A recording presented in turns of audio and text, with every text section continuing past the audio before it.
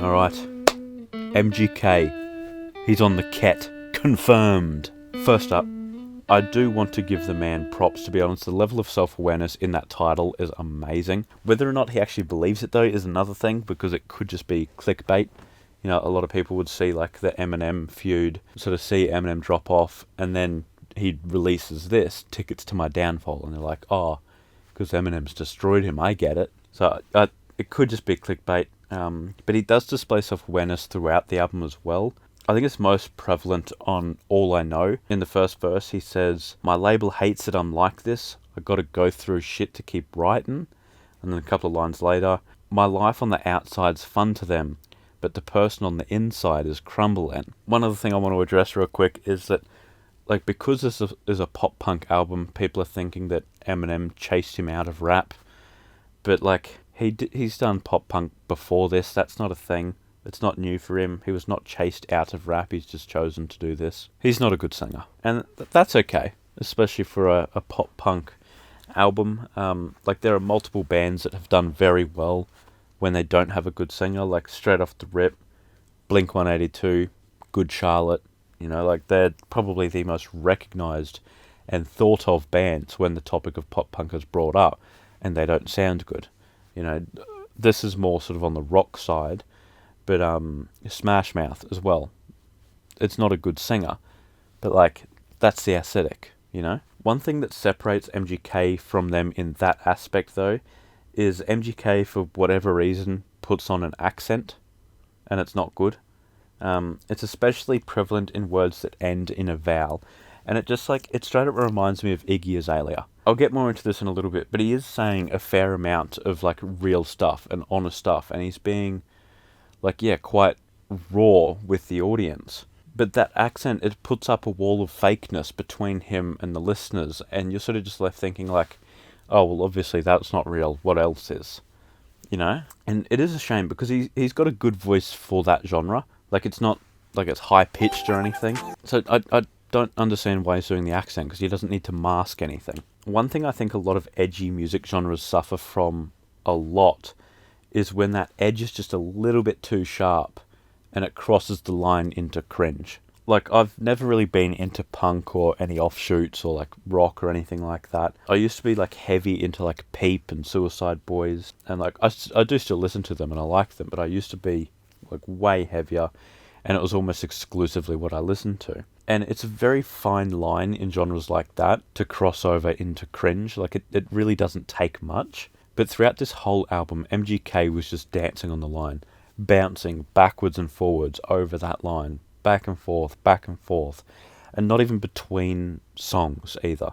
Like, within the verse, he would be, like, jumping around.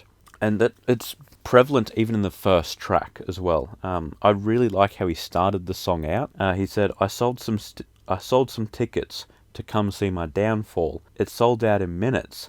I saw friends in the front row. They'll leave when I'm finished, and the light on my name's gone, because the ones who gas you up only come around when the flame's on. So I like that he sort of, like, linked all of that together with one sort of thing of, you know, like a gas flame creating light. And it wasn't a stretch to say any of it either, like, it sounds completely normal. I did really like that. But then in the very next verse, he hits you with, if I'm a painter, I'd be a depressionist. That's such a massive stretch of a line for the sole purpose of saying, oh, I'm sad. And then there's lines like that all throughout that are just, it's major cringe alert. You're the reason I punched a hole in the wall back home. I'm starting a petition to change those Kyle memes to Coulson. Yeah, that's his name, Coulson. I think the biggest example of this, though, for me, was in Lonely. It's actually a really good song where he explains that he's lost two people that he was very, very close with. And it is quite an emotional track where he's sort of peeled back every layer and he's just showing you genuinely who he is and what he's gone through. And I even liked the outro until he explained it. The outro is a recording of his dad just saying the complications that were involved in the birth of MGK. He came out with the umbilical cord wrapped around his neck. You know, that happens sometimes. And it is quite a risky procedure because you can't take the baby out because then it tightens it. You know, but you also can't just stick your hand in and unwrap it. There's a baby taking up all the room, you know? But then when he explained the outro, he said, even before I came out of the womb, I was already trying to take myself out of this world. Like, I'm not going to downplay depression or anything. It is a very serious topic and it should be treated as so. But, like, sometimes the cord just gets wrapped around the baby. It's not an attempted suicide. Like, a literal infant cannot comprehend that, let alone make that decision. Another line that he seems to have trouble with as well, like sort of staying on the line, is pop punk. He really struggles to keep a good mix of the two. He's either pop or punk. He struggles to be pop punk. Like Kiss Kiss, for example. I'll play that one really quick. So what I want you to do with this one is take away MGK's voice just in your brain. Imagine it's not MGK. Imagine it's Avril Lavigne. This is so Avril Lavigne. Like, if she released this, I would not bat an eye. This is an Avril Lavigne song. I did like Drunk Face as well. It's nothing groundbreaking. A lot of people have previously sort of compared the addictiveness of a girl to a drug. That's nothing really new. I think it really nailed a particular sound. Like, if you played it over the top of any scene from like the first few American Pie movies, it would fit perfectly. The Interlude was really bad as well.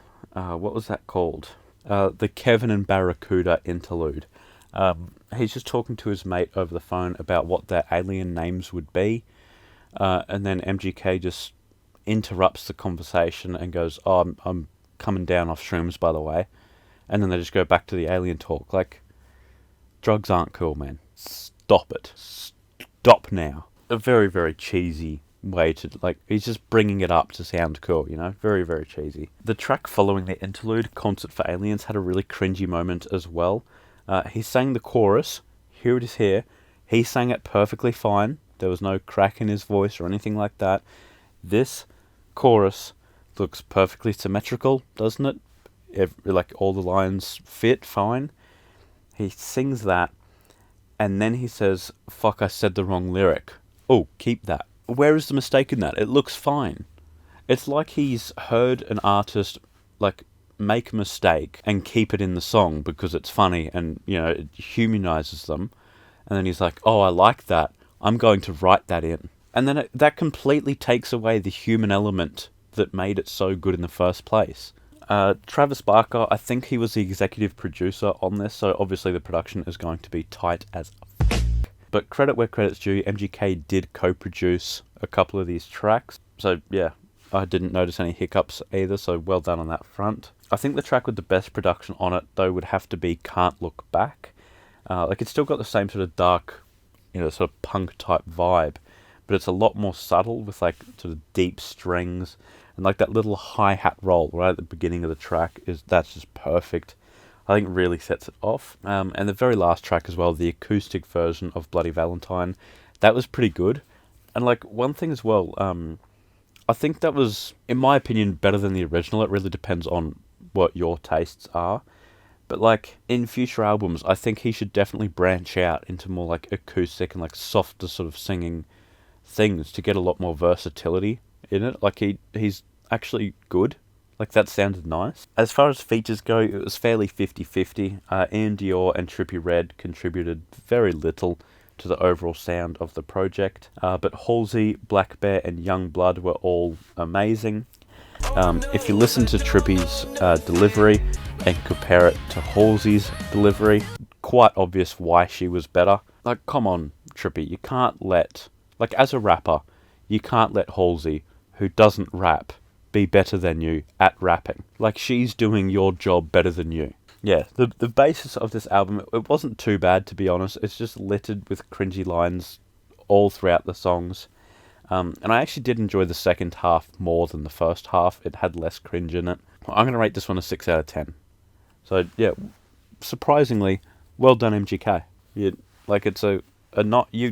good. Like, you'd suit the genre quite well. It's just like that fake accent, but then, like, at the same time, after listening to it, you get used to it after a bit. But like, yeah, there is still that element of it being fake. But yeah, and just sort of stop being such a cringe lord, I guess, is my next bit of advice. But yeah, be sure you tune in tomorrow, because I'm going to be doing Savage Mode 2 by 2021 Savage and Metro Boomin.